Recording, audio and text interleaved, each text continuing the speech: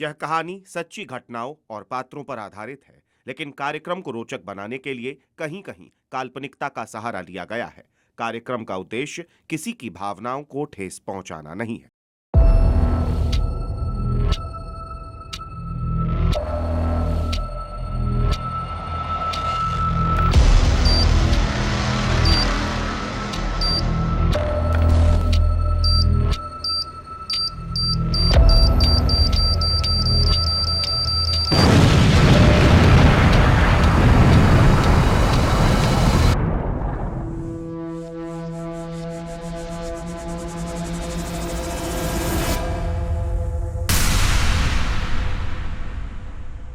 क्या कोई mobile phone बिना सिम कार्ड, बिना कॉल या बिना इंटरनेट के 4 साल तक मुर्दा रह सकता है? और अचानक एक खूनी खेल वाले दिन वो जिंदा हो जाता है।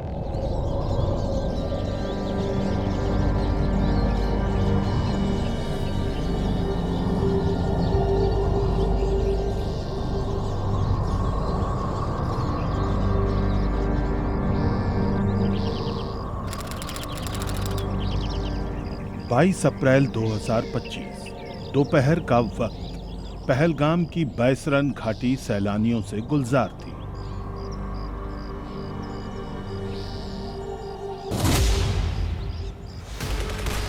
गोलियों की गूंज उठी। लश्कर के आतंकी टीआरएफ का मुखौटा पहनकर आए, निर्दोष लोगों को कतार में खड़ा किया, धर्म पूछा, कलमा पढ़ने को कहा और जो नहीं पढ़ पाया उसे फूंक दिया। 26 बेकसूर लोगों का कत्लेआम।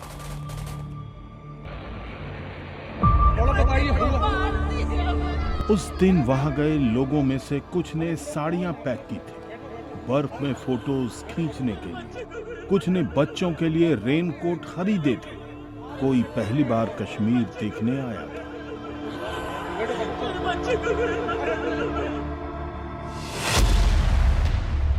किसी को नहीं पता था कि उनके बीच 3 और लोग भी थे।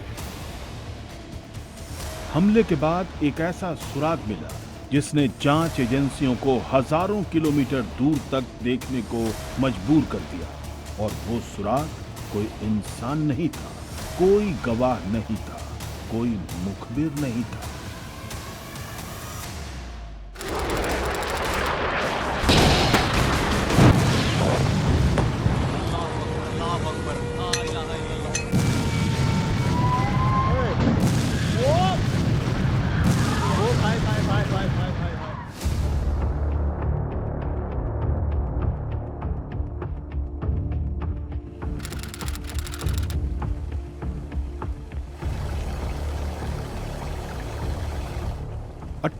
जुलाई 2025 श्रीनगर से कुछ किलोमीटर दूर डाची ग्राम के घने जंगलों में सेना के स्पेशल फोर्सेस को खुफिया सूचना मिली थी। 3 टारगेट्स, वही 3 जो 22 अप्रैल को बेसरन में थे। ऑपरेशन महादेव।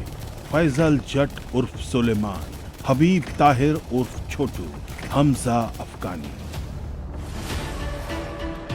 तीनों थे, लेकिन उनके मरने के बाद जो मिला उसने जांच को एक नई दिशा दे दी। सबसे खतरनाक चीज राइफल नहीं थी, वो छोटा सा कैमरा था जो हत्यारों की आंख बनकर सब कुछ देख रहा था।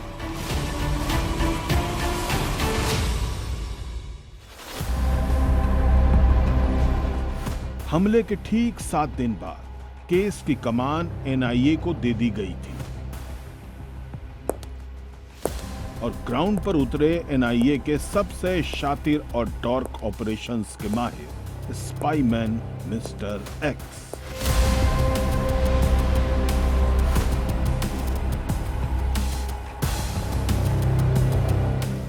छब्बीस लोग ज्यादातर हनीमून पर थे और हम अभी भी अंधेरे में हैं। Case officially yours mister X. Dachigam encounter में तीनों आतंकी की ढेर हो गए, लेकिन असली खेल अब शुरू हुआ है।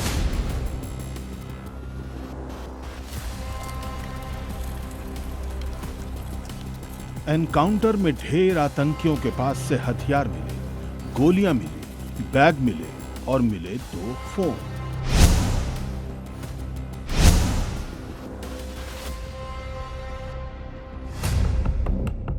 सामान्य तौर पर किसी आतंकी के फोन से जांच एजेंसियों को कई सुराग मिल जाते हैं, लेकिन इस बार फोन ने कोई आसान जवाब नहीं दिया।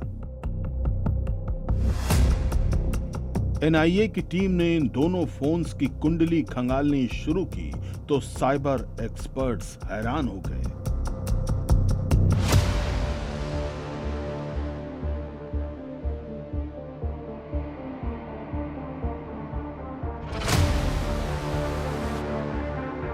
सर, कोई कॉल रिकॉर्ड नहीं, कोई व्हाट्सएप चैट नहीं, कोई डेटा नहीं, कोई सोशल मीडिया नहीं। गलत। सर, हर फोन बोलता है, बस कुछ फोन शब्दों में नहीं, खामोशी में बोलते हैं। उस दिन पहलगाम में जो हुआ वो उस दिन शुरू नहीं हुआ था। किसी ने इसकी तैयारी बहुत पहले कर दी थी।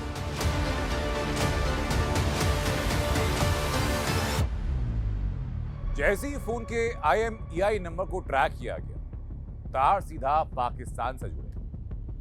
ये नंबर पाकिस्तान का है, ये बात तो एनआईए जान चुकी थी। लेकिन IMEI को खंगालने के बाद जो हिस्ट्री सामने आई, उसके बाद कमरे में सन्नाटा छा गया। जनवरी 2021 फोन चीन से पाकिस्तान पहुंचा। फिर 4 साल तक वो सिर्फ इंतजार करता रहा और 22 अप्रैल 2025 उसे पहली बार एक्टिवेट किया गया, सीधे पहलगाम हमले से पहले। एक फोन जो पिछले 4 सालों से बंद था, वो अचानक एक हत्यारे के हाथ में कैसे पहुंचा? फोन की सप्लाई हिस्ट्री खुली और जांच एक ऐसे बैंक तक पहुंची जिसका नाम पहले भी आतंकवाद से जुड़ी जांचों में सामने आ चुका था। लेकिन फैजल बैंक जांच का लक्ष्य नहीं था। हम उस रास्ते को देख रहे थे जिससे एक फोन 2021 में कराची पहुंचा और 2025 में एक हत्यारे के हाथ में मिला। जांच में नाम नहीं, पैटर्न मायने रखते हैं। और यह पैटर्न कराची से आगे बढ़कर लाहौर तक जा रहा था। 3 सुराग, 3 अलग अलग दिशाएं। लेकिन जांच जैसे जैसे आगे बढ़ी, हर सुराग एक ही जगह जाकर रुका। और वो जगह कराची भी नहीं थी, वो जगह थी लाहौर। बैसरन में गोलियां चल रही थी, लेकिन असली ट्रिगर यहां दबाया गया था। बिना किसी समझौते के चीन से आए इस खुफिया कैमरे के जाल को एनआईए कैसे भेद सकी? या चीन सिर्फ एक ट्रांजिट पॉइंट था? कहानी उससे कहीं बड़ी थी।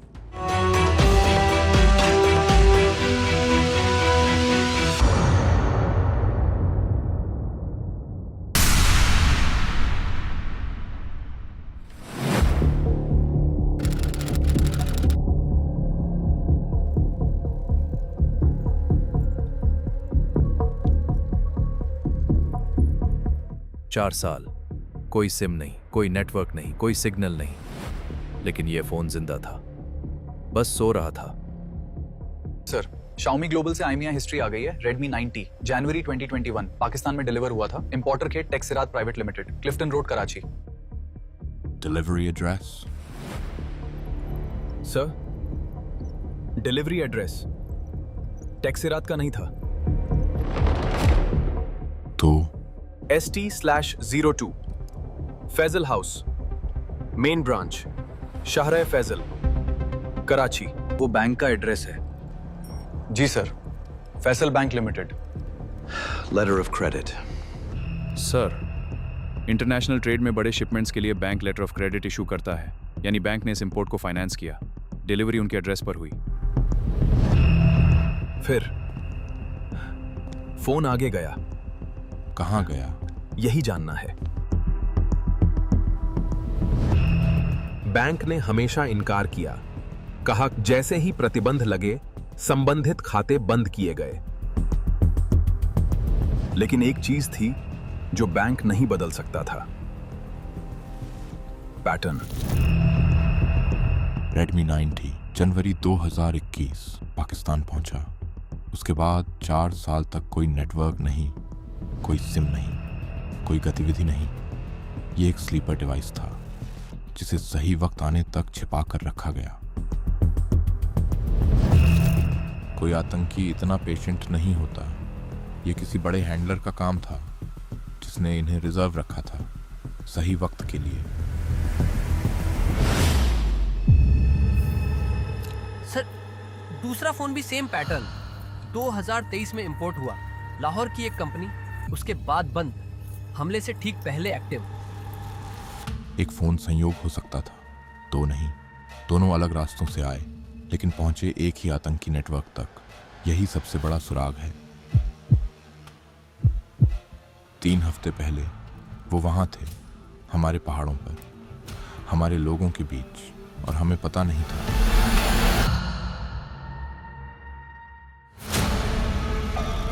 फोन कम्युनिकेशन के लिए नहीं था, फोन डॉक्यूमेंटेशन के लिए था, टोह लेने के लिए था, और बात करने के लिए उन्होंने कुछ और यूज किया था।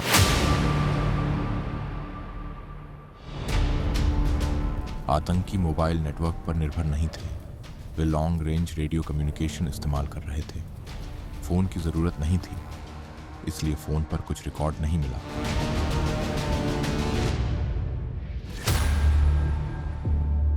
फोन का राज खुल चुका था। अब दूसरा सवाल था, वो कैमरा जो एक हत्यारे की कलाई पर था, वो अमेरिका से चला था, चाइना से गुजरा था, पाकिस्तान तक कैसे पहुंचा?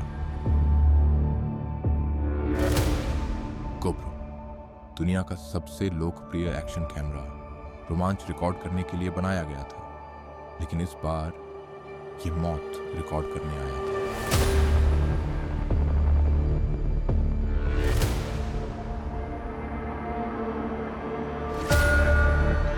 सर, गोप्रो इंक से रिस्पॉन्स आया, सीरियल नंबर ट्रेस हो गया। कैमरा ऑफिशियली चाइना के एक ऑथोराइज्ड डिस्ट्रीब्यूटर को शिप किया गया था, कैलिफोर्निया से शंघाई। चाइना से पाकिस्तान? सर, भारत और चीन के बीच MLAT समझौता नहीं है, इसलिए हम सीधे वहां से डेटा नहीं मांग सकते। डिप्लोमेटिक चैनल्स में बहुत वक्त लगेगा। और मास्टरमाइंड इसी लीगल गैप को जानता था, इसीलिए ये रूट जानबूझकर चुना गया ताकि हम कैमरे को ट्रेस न कर सकें। कैमरे का रूट चीन से जुड़ा है, लेकिन भारत और चीन के बीच कानून की दीवार है। अब मिस्टर एक्स क्या करेगा? चाइना वाला लिंक कानूनी तौर पर धुंधला था, लेकिन दूसरी तरफ एक पैटर्न साफ दिख रहा था। कमर्शियल डिवाइसेस, इंपोर्टेड टेक्नोलॉजी और बार बार आतंकी नेटवर्क तक पहुंचती एक जैसी सप्लाई चेन, यही पैटर्न जांच को आगे बढ़ा रहा था। हेम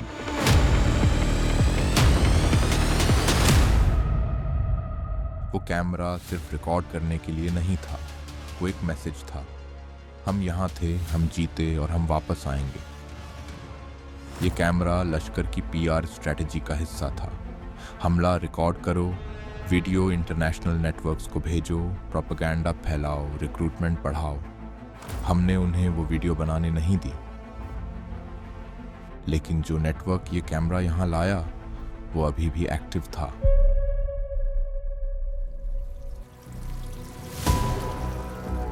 सर, एक और बात है जो आपको पता होनी चाहिए। गगनगीर और पहलगाम दोनों में एक ही M4 कार्बाइन इस्तेमाल हुई है। वही सीरियल, वही राइफल, एक ही मॉड्यूल, एक ही हैंड, एक ही command.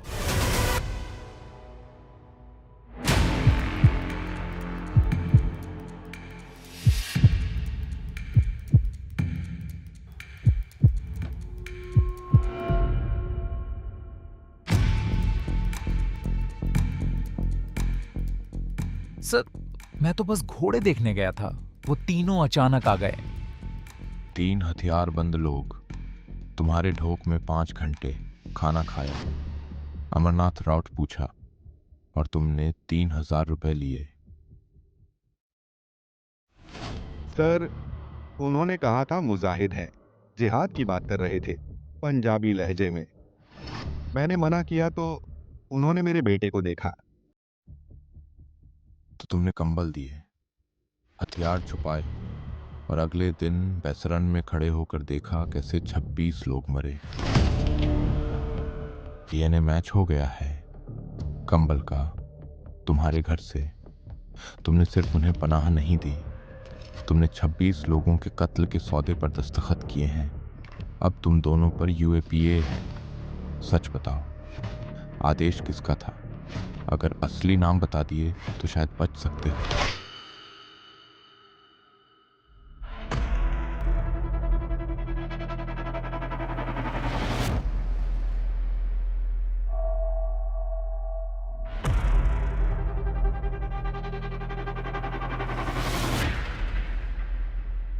Mister x, political pressure बहुत है। लोकल मॉड्यूल क्लोज कर दो, चार्जशीट फाइल करो, केस बंद। लोकल मॉड्यूल बंद करने से नेटवर्क नहीं मरेगा। जिसने 2021 में वो फोन किसी सेफ हाउस में रखवाया वो अभी भी बाहर है। जिसने ये आर्किटेक्चर डिजाइन किया वो अभी भी प्लान कर रहा है। अगली बार यह कैमरा फिर एक्टिव होगा अगर हमने अब रूट नहीं काटा।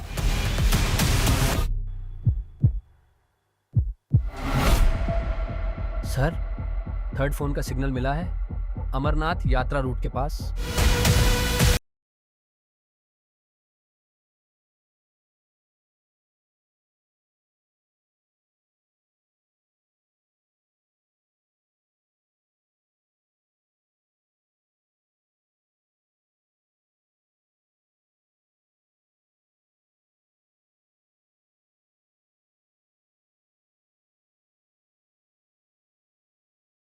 में बस्ती आखिरी सिग्नल के पीछे जाएगा।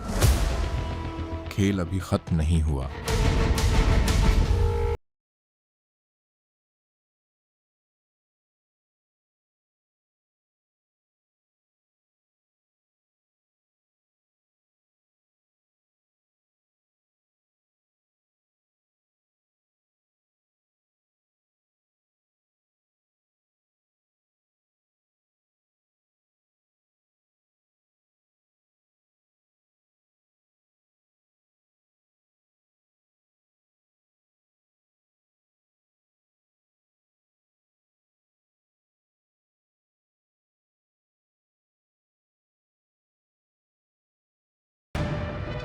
बशीर परवेज के घर से मिले कंबलों का डीएनए, 4 साल वो स्लीपर फोन और वो गोप्रो कैमरा अमेरिका से चला, चाइना से गुजरा, पाकिस्तान आर्मी के सप्लाई नेटवर्क से लश्कर ए तैयबा तक पहुंचा और फिर बैसरन लाया गया। और गगनगीर की ये राइफल, ये सब अलग अलग मोहरे थे जिन्हें लाहौर में बैठा लश्कर कमांडर सज्जाद जट उर्फ अली भाई कंट्रोल कर रहा था।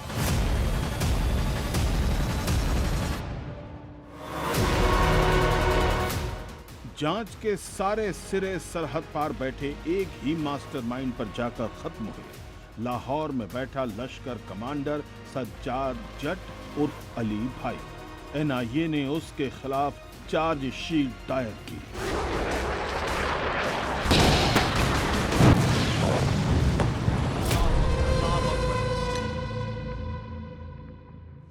ऑपरेशन सिंदूर हुआ, ऑपरेशन महादेव हुआ, तीनों हत्यारे मारे गए।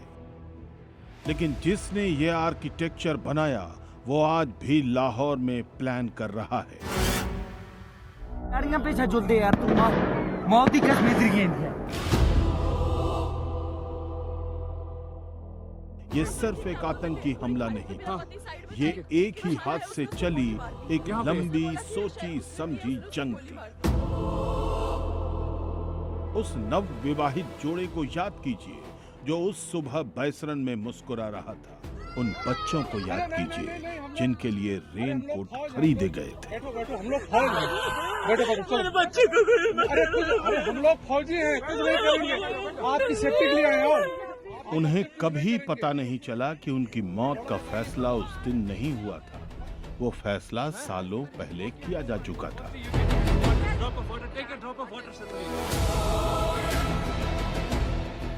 और जो हाथ ये राइफल चला रहा था वो तो मारा गया। लेकिन जिस हाथ ने उसे चलाने का आदेश दिया था वो आज भी आजाद है। एनआईए की जांच जारी है। अगली बार उन तक पहुंचने से पहले वो हम तक नहीं पहुंचेंगे।